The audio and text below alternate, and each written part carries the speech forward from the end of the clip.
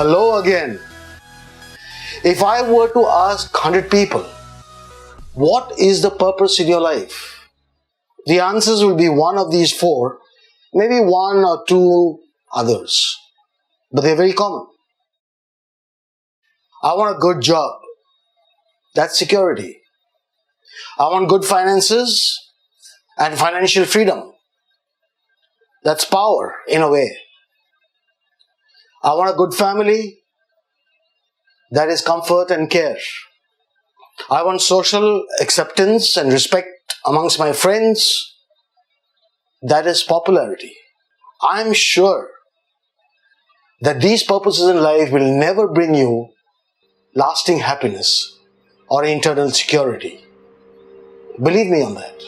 In our knowing and in our learning, on one side we have Darwin's theory of evolution, which teaches us that all living creatures have evolved in the randomness of time plus matter plus chance, and that in their nature, the unfit and the weak becomes extinct. If that be the case, there can be no purpose, no meaning in life, and we are nothing else but empty vessels floating on the sea of nothingness. No meaning, no purpose, no realization. On the other side, we have the creationist theory, which says that all living beings, especially human beings, are created by a supreme being. And if that be the case, then all created human beings have got intrinsic value and worth. You have value, I have value, you are of worth, and I am of worth. And life will then have purpose, and life will then have meaning. And it is for us to find out this purpose in our own lives. Because if we don't know where we are headed, we will never know that we have arrived. But many may ask, what is this purpose of life all about? Is it important? Must we all have some kind of this purpose in life? I'll tell you. Who was it? It was Mark Twain who said, there are two most important days in your life. The day you were born and the day you find out why. If vision is what, and if mission with all its goals and objectives is how, then purpose is the why. It is the why or the reason for your being, for your existence. We can also address the issue of purpose in our lives in three ways. Where have I come from? What standards do I live by? And where am I headed? Pursuing purpose brings meaning into our existence. And this video is to help you to find out how to go about finding your purpose in life. I will give you three methodologies and one application. The first is shifting perspectives. All of you are either in college or 2 or 5 years into work experience, and you have by now formed your own perspectives, your own worldview about life, about people, about work, and everything that you've experienced. But I think you know that we have some kind of blinkers on. We see it through filters. And that is because of our conditioning, our nurturing, and our present conditions, and the nature of things around us. So what we see and what we think we know from what we see may not be correct and right. But here's how you shift your perspective. Take a perspective of yours, which you don't think is right or absolutely good, and position it, align it to people, to causes, and to concerns that is bigger than you, better than you, and greater than you. And you would have got a glimpse of your purpose in life. Let me give you a real example that I have experienced. I went to a college, a B college, and I met the principal of that college. And while I was telling him what I do, this principal looked at me and rather amusingly said, Mr. Biswas, I know what you're doing is, and what you're saying is good, and it is relevant. But you know that big company next door of my college? It's a very big company. You know what they teach everyone there? Psychophancy. How do you get along with your boss? How do you make your boss happy? That's what you need to teach these people. Not about values, not about character, not about transformation, not about growth. And I was appalled when I saw this man saying, see, his perspective needs shifting.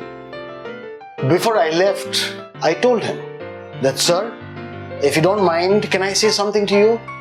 If I were you, I would have called the senior managers of this next door very big global company and told them to conduct 10 classes teaching all of my students about the culture and the doctrine of professional work and how you don't need to give unintended compliments and you don't need to practice psychophancy when it is not at all required. You see what needed to happen? The principal had to shift his perspective. He had to take that mindset or that emotion or that feeling of his that people don't require and don't want and don't value values in life. For that is not true.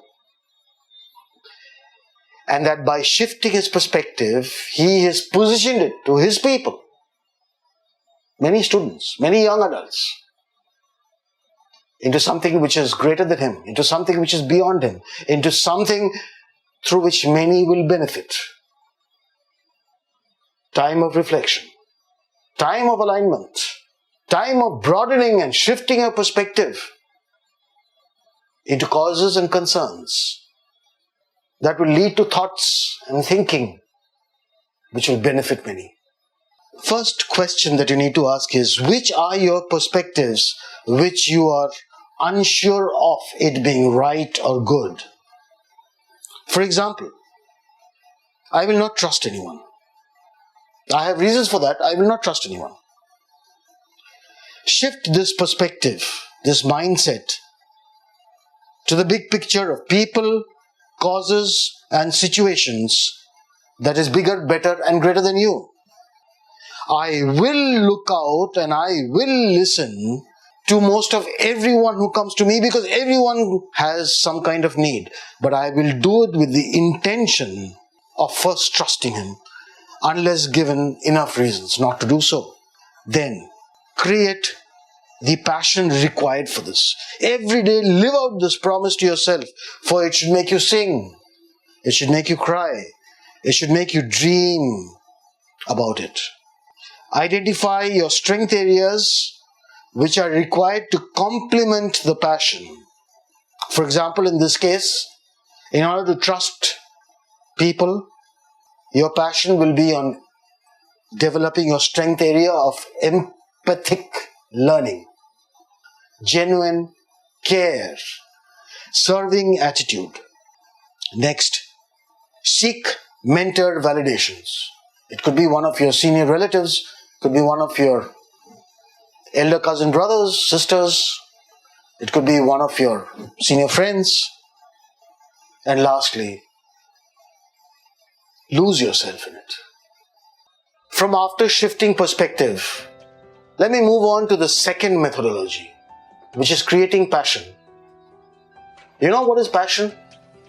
In each one of us, it's the fire that keeps burning inside. It's the energy that makes us tick and on and on. Passion is what keeps us awake at night. When you embrace and with the glimpse of that purpose that you've seen, it will keep you awake at night. It will not need any exterior motivation or compensation.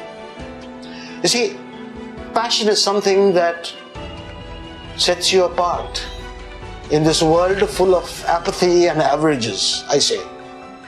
It is what distinguishes you. It is what will give you a head start over others as you go inches closer to finding your purpose and fulfilling it. The third methodology for finding your purpose in life: developing your potential. What is potential? Your ability, your strength, your talent, your giftedness. That's what potential is. And I've learned that you must always develop on your strength areas, not on your weakness areas so much. In a subject or in a topic, if you score 6 out of 10 and then you work on it, make it 8 out of 10, you become excellent and there will be a cue for you. But if you're weak in that subject or in that topic and you are just managing 2 out of 10 and you work hard on that weakness, you'll probably go up to 4 out of 10 or 5 out of 10. That makes you average. Someone said, and quite rightly, and I quote, "Though you cannot go back, my friend, and make a brand new start, you can always start now and make a grand new end."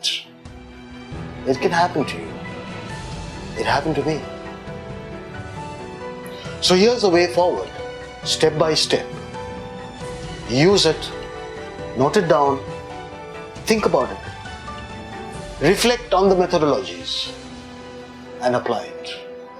So that's this video. I hope you enjoyed this. I'll see you in the next video. Bye for now.